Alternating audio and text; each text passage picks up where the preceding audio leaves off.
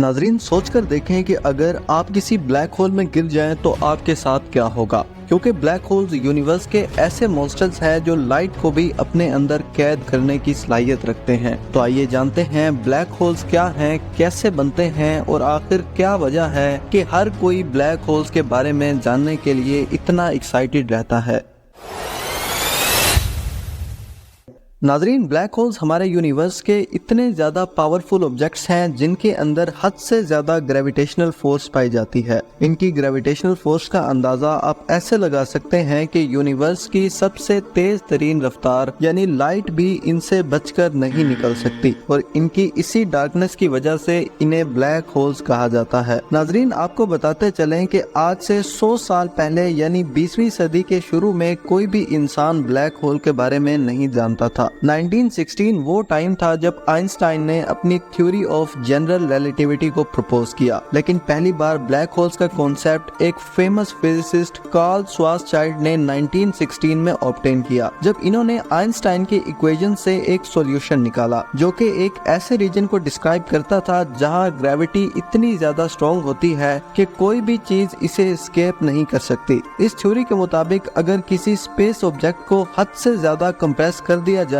तो वो एक ब्लैक होल में कन्वर्ट हो जाता है। फिर इस थ्योरी ने बाद में ब्लैक होल्स को ऑब्जर्व करने में रिसर्चर्स और एस्ट्रोनॉमर्स की काफी ज्यादा हेल्प की। इसी के चलते पहला ब्लैक होल 1971 में डिस्कवर हुआ जो कि हमारे प्लेनेट से 6000 लाइट ईयर्स की दूरी पर था। ये इतना फासला है कि अगर लाइट को हमारी अर्थ से इस ब्लैक होल तक भेजा जाए तो लाइट इस ब्लैक होल तक पहुंचने में 6000 साल का वक्त लगाएगी। तो नाजरीन, आइए जानते हैं कि आखिर ब्लैक होल्स बनते कैसे हैं। एक ब्लैक होल की फॉर्मेशन तब होती है जब स्पेस में एक बड़े स्टार का एंड होता है, यानी जब एक मैसिव स्टार का न्यूक्लियर फ्यूल खत्म हो जाता है तो ग्रेविटेशनल फोर्स इस स्टार को अपने ऊपर कोलैप्स करने की तरफ खींचती है। इसी प्रोसेस में स्टार खुद पर ही कोलैप्स कर जाता है और इस स्टार का रिमेनिंग मास यानी कोर अगर ज्यादा कम है तो वो एक न्यूट्रॉन स्टार कहलाता है, लेकिन कोर अगर थोड़ा ज्यादा है तो वो एक ब्लैक होल में कन्वर्ट हो जाता है। वैसे तो ब्लैक होल्स अलग अलग शेप्स और अलग अलग साइज के होते हैं, जिनमें सबसे कॉमन है stellar black holes. Stellar black holes ऐसे ब्लैक होल्स हैं जिनकी फॉर्मेशन सुपरनोवा के बाद एक स्टार से होती है और आपको बता दें कि एक स्टार के एंडिंग प्रोसेस को सुपरनोवा कहा जाता है और सुपरनोवा के बाद ही एक स्टेलर ब्लैक होल की फॉर्मेशन होती है। एक अंदाजे के मुताबिक सिर्फ हमारी मिल्की वे गैलेक्सी में 100 मिलियन से ज्यादा स्टेलर ब्लैक होल्स मौजूद हैं। दूसरी टाइप के ब्लैक होल्स हैं intermediate black holes. Intermediate black holes की फॉर्मेशन तब होती है जब बहुत से स्टेलर ब्लैक होल्स आपस में मर्ज हो जाते हैं। कुछ टाइम पहले इन ब्लैक होल्स के बारे में ये ख्याल किया जाता था कि ये ब्लैक होल्स एग्जिस्ट ही नहीं करते, लेकिन रीसेंट ऑब्जर्वेशन से ये मालूम पड़ता है कि इंटरमीडिएट ब्लैक होल्स एग्जिस्ट तो करते हैं लेकिन बहुत ही रेयर होते हैं। अब तीसरे नंबर पे आते हैं सबसे बड़े और सबसे डेंजरस यानी super massive black holes. Super massive black holes दिखने में बहुत ज्यादा बड़े और इंतहाई डेंजरस होते हैं और कहा जाता है कि एक सुपर मैसिव ब्लैक होल कम से कम हमारे सोलर सिस्टम जितना बड़ा होता है। नाजरीन, एक सुपर मैसिव ब्लैक होल हमारे सूरज से भी लाखों या करोड़ों गुना तक बड़ा हो सकता है। इसी तरह का एक ब्लैक होल हमारी मिल्की वे गैलेक्सी के सेंटर में भी मौजूद है, जिसे सजिटेरियस ए स्टार का नाम दिया गया है। और आपको बता दें कि सजिटेरियस ए स्टार का साइज हमारे सूरज से 40 लाख गुना ज्यादा है और ये ब्लैक होल हमारी अर्थ से तकरीबन 26,000 लाइट ईयर्स की दूरी पर है। अब जानते हैं ब्लैक होल्स के स्ट्रक्चर के बारे में। एक ब्लैक होल के बाहर इस सर्कल को कहते हैं एक्रेशन डिस्क। जैसा कि हम जानते हैं कि एक ब्लैक होल में हद से ज्यादा ग्रेविटेशनल फोर्स पाई जाती है और इसी ग्रेविटेशनल फोर्स की वजह से बहुत सा गैस और दूसरे पार्टिकल्स ब्लैक होल के अराउंड फ्लोट करते रहते हैं और ये पार्टिकल्स ब्लैक होल्स के अराउंड इतनी तेजी से फ्लोट करते हैं कि हीट वेव्स की शक्ल इख्तियार कर लेते हैं और इस ब्लैक होल के बाहर हमें एक सर्कल सा दिखने लगता है जिसे एक्रेशन डिस्क कहते हैं। इसके बाद आता है ब्लैक होल का मिड यानी एक ब्लैक होल की बाउंड्री जिसे इवेंट होराइजन कहते हैं। इवेंट होराइजन ब्लैक होल का वो पार्ट है जिसके अंदर ना तो देखा जा सकता है और ना ही किसी को मालूम है कि इसके अंदर आखिर क्या है, लेकिन कई एक्सपर्ट्स इवेंट होराइजन को टाइम मशीन से कंपेयर करते हैं। इस बारे में 20वीं सदी के साइंसदान एल्बर्ट आइंस्टाइन ने बताया था कि ग्रेविटी इतनी ज्यादा स्ट्रॉन्ग है कि स्पेस टाइम को भी बेंड करने की सलाहियत रखती है। इसी तरह ब्लैक होल्स के पास जाने से या तो टाइम स्लो ट्रेवल करेगा या बिल्कुल अलग तरह से बिहेव करेगा। तो साइंसदान अभी तक यही एक्सप्लोर करने में लगे हैं कि ऐसा सच में मुमकिन भी है या नहीं, लेकिन इंटरस्टेलर में ये चीज एक इमेजिनेशन के तौर पर दिखाई गई है। इवेंट होराइजन के अंदर आखिर क्या है ये जानने के लिए ब्लैक होल्स तक पहुंचना भी जरूरी है। ब्लैक होल्स तक पहुंचने के लिए हमें किसी ऐसी टेक्नोलॉजी की जरूरत है जिसकी स्पीड लाइट की स्पीड से कई गुना ज्यादा हो, और अभी तक ऐसी कोई टेक्नोलॉजी इन्वेंट नहीं की गई। लेकिन उम्मीद है कि फ्यूचर में साइंसदान शायद कोई ऐसी टेक्नोलॉजी बना लें जिसकी बदौलत ब्लैक होल्स तक पहुंचने का शॉर्टकट या सीक्रेट मिल जाए। नाज़रीन, ब्लैक होल्स हमारे यूनिवर्स के सीक्रेट्स को समझने में हमारी काफी ज्यादा हेल्प करते हैं और हमें बताते हैं कि हमारे यूनिवर्स का स्ट्रक्चर और एवोल्यूशन कैसे होता है।